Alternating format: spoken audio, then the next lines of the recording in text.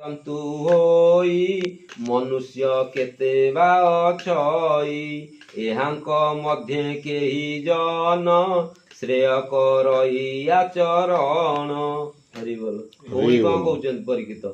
ଧୂଳି ସଂଖ୍ୟାରେ ଜନ୍ତୁ ହେଇ, ଧୂଳି ଯେମିତି ଅଛି ଜନ୍ତୁ ସେମିତି ମେଞ୍ଚା ମେଞ୍ଚା ଅଛନ୍ତି, ତା ଭିତରେ କିଛି ଜଣ ଆମେ ମନୁଷ୍ୟ, ମାନେ ବାଘ ଭାଲୁ ଏମିତି ମେଞ୍ଚାଏ ଜନ୍ତୁ ହେଲେ ନା, ତା ଭିତରେ ଆମେ କିଛି ବାଛି ହେଇଗଲେ କଣ ମନୁଷ୍ୟ। ଏହାଙ୍କ ମଧ୍ୟ କେହି ଜନ, ପୁଣି ମନୁଷ୍ୟ ଭିତରେ କିଛି ଜନ ଶ୍ରେୟ କରଇ ଆଚରଣ, ମାନେ ତାଙ୍କର ଆଚରଣ କିଛିଟା ଭଲ ହୁଏ। ଆଉ କଣ? ଏହାଙ୍କ ମଧ୍ୟେ କେହି ନରେ ମୋକ୍ଷ ବାଞ୍ଛନ୍ତି ଏ ସଂସାରେ, ତାହାଙ୍କ ମଧ୍ୟେ କେହି ଜନ କଷ୍ଟେ ଲଭନ୍ତି ଭଗବାନ। ଦୁର୍ଲଭ ମୁନି ମାନଙ୍କର ବିଷ୍ଣୁ ଭକତ ଯେଉଁ ନର, କୋଟିକେ ଗୋଟିଏ ସେ ଥାଇ ଶୁଣିବା ସାବଧାନ ହୋଇ। ହରି ବୋଲ। ପୁଣି କଣ କହିଲେ? ମାନେ ଧୂଳି ଧୂଳି ଭଳିଆ ଜୀବଜନ୍ତୁ, ତା ଭିତରେ କିଛି ମଣିଷ, ପୁଣି ମଣିଷ ଭିତରେ କିଛି କଣ କରନ୍ତି? ସତ ଆଚରଣ କରନ୍ତି। ପୁଣି ସତ ଆଚରଣ ଭିତରେ କିଏ କିଏ ମୋକ୍ଷ ପାଇଁ ବାଞ୍ଛା କରନ୍ତି ବା ମନ କରନ୍ତି। ଆଉ ତାହାଙ୍କ ମଧ୍ୟ କେହି ଜନ, ପୁଣି ସେ ମନ ମାନେ ଜନକ ଭିତରେ କଷ୍ଟେ ଲଭନ୍ତି କିଛି ଲୋକ ଭଗବାନଙ୍କୁ, ଯୋଉଟା କଣ ଦୁର୍ଲଭ ମୁନି ମାନଙ୍କର ବିଷ୍ଣୁ ଭକତ ଯେଉଁ ଜନ, କୋଟିକେ ଗୋଟିଏ ସେ ଥାଇ ଶୁଣିବା ସାବଧାନ ହୋଇ। ଏ ମାନେ ଶୁକଦେବଙ୍କୁ ପଚାରୁଛନ୍ତି, ପୁଣି ତାଙ୍କ ଭିତରେ ସମସ୍ତେ ଠାକୁରଙ୍କୁ ଡାକିଲେ ବି ତା ଭିତରେ ପୁଣି କୋଟିକେ ଭିତରେ କିଏ ଗୋଟିଏ ଯାଇ ଭଗବାନଙ୍କ ବୈକୁଣ୍ଠରେ ବାସ ପାଏ ବା ଭଗବାନଙ୍କ ଚରଣରେ ପାଏ। ତାପରେ କଣ କହୁଛନ୍ତି? ସ୍ୱଭାବେ ବୃତ୍ର ଅତି ପାପ, ଲୋକଙ୍କୁ ଦିଏ ଅତି ତାପ, କେମନ୍ତେ ମହାଘୋର ରଣେ, ତାମତି ହେଲା ନାରାୟଣେ। ଏଣେ ସଂଶୟ ମନ ମୋର, ଫେରି କହିବା ମୁନିବର, ଯେ ବୃତ୍ର ଘୋର ସଂଗ୍ରାମରେ, ବଳେ ତୋଷିଲା ବଜ୍ର ଧରେ। ପୁଣି କଣ କହୁଛନ୍ତି? ବୃତ୍ର ଭଳିଆ ଯିଏ ଅସୁର ସବୁବେଳେ ହାଣ କାଟେ ମରାମରି କରେ, ଯେତେବେଳେ ବଜ୍ରଧର ମାନେ କି ଇନ୍ଦ୍ର ସାଙ୍ଗରେ ଯେତେବେଳେ ଲଢେଇ କରୁଛି, ଲଢେଇ ଚାଲିଲା ବେଳେ ତାର ଲଢେଇରେ ମନ କମ, ମନଟା ଯାଇ କୋଉଠି? ଭଗବାନଙ୍କ ଉପରେ। କେମନ୍ତେ ମହାଘୋର ରଣେ, ଏ ଭଳିଆ ଯୋଉ ମହାଭାରତ ଯୁଦ୍ଧ ଭଳିଆ ଯୋଉ ବଡ ଲଢେଇ ରଣରେ ତା ମତି ହେଲା ନାରାୟଣ, ନାରାୟଣଙ୍କ ପାଖରେ ତା ମୁଣ୍ଡଟା କେମିତି ଯାଉଥାଏ, ମାନେ ଧ୍ୟାନଟା ସାଡକୁ କେମିତି ଯାଉଥାଏ। ଏଣେ ସଂଶୟ ମୋର ମନ, ଏଇଟା କଣ ମତେ ବହୁତ ସନ୍ଦେହ ଲାଗୁଛି, ଫେରି କହିବା ମୁନି ମୋର। ହେ ଶୁକଦେବ, ମତେ ଏଇଟା ଟିକେ ବୁଝେଇ ବାଝେଇ କୁହ। ଏଇଠୁ ସୁତ କହୁଛନ୍ତି, ସୁତ ବାଚ।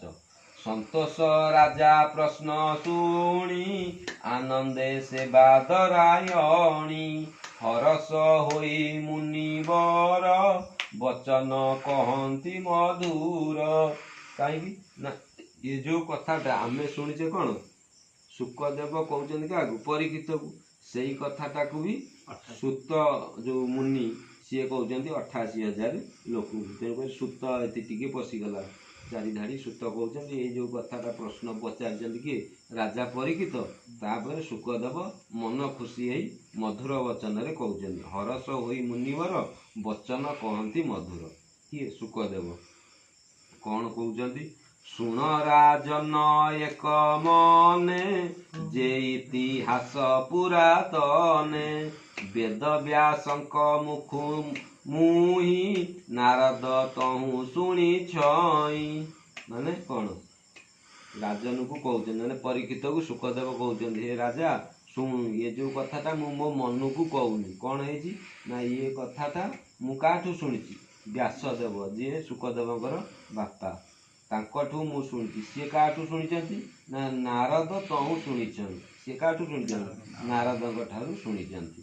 ମୁଁ ସେଇ କଥା ତତେ କହୁଛି। କଣ ନା ପୂର୍ବେ ସୁରସେନ ଦେଶର, ଥିଲା ଯେ ଏକ ନୃପବର, ଚିତ୍ରକେତୁ ନାମ ତାହାର, କାମଧେନୁ ପୃଥ୍ୱୀ ଯାହାର। ମାନେ ପୂର୍ବ କାଳରେ ଇତିହାସ କଥା କହିଲେ ନା, ପୂର୍ବରୁ ଗୋଟେ ଦେଶ ଥିଲା, ତା ନାଁ ହଉଛି କଣ? ସୁରସେନ। ସେଠି ଜଣେ ରାଜା ଥିଲା, ତା ନାମ ହଉଛି କଣ? ଚିତ୍ରକେତୁ। ଗୋଟେ ରାଜା ନାମ କଣ ହେଲା?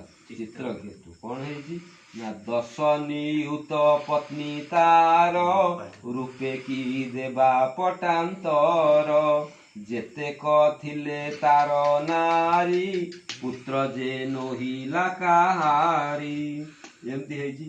କାମଧେନୁ ପୃଥ୍ୱୀ ଯାର ତାମାନେ ସେ ଯୋଉ ପୃଥ୍ୱୀରେ ବାସ କରୁଥିଲା ରାଜତ୍ୱ କରୁଥିଲା କାମଧେନୁ ଭଳି। ଆମେ ଜାଣିଛେ କାମଧେନୁ କଣ ଯାହା ମାଗିଲେ ତାହା ଦେଇଦିଏ। ମାନେ ଏଭଳି ସେ ରାଜା ଥିଲା କୌଣସି ଜିନିଷର ଅଭାବ ନଥିଲା। କିନ୍ତୁ ଅସୁବିଧାଟା କୋଉଠି ତାର ସ୍ତ୍ରୀ ଥିଲେ 10 ନିୟୁତ। 10 ନିୟୁତ ମାନେ ଏକରେ କେଇଟା ଶୂନ ହଉଛି ମାନେ 1 କୋଟି ଯୋଉଟା କହୁଛେ 10 ନିୟୁତ ମାନେ 1 କୋଟି ସବୁ ଯାକ ସୁନ୍ଦର ସୁନ୍ଦର ଥିଲେ। 1 କୋଟି 1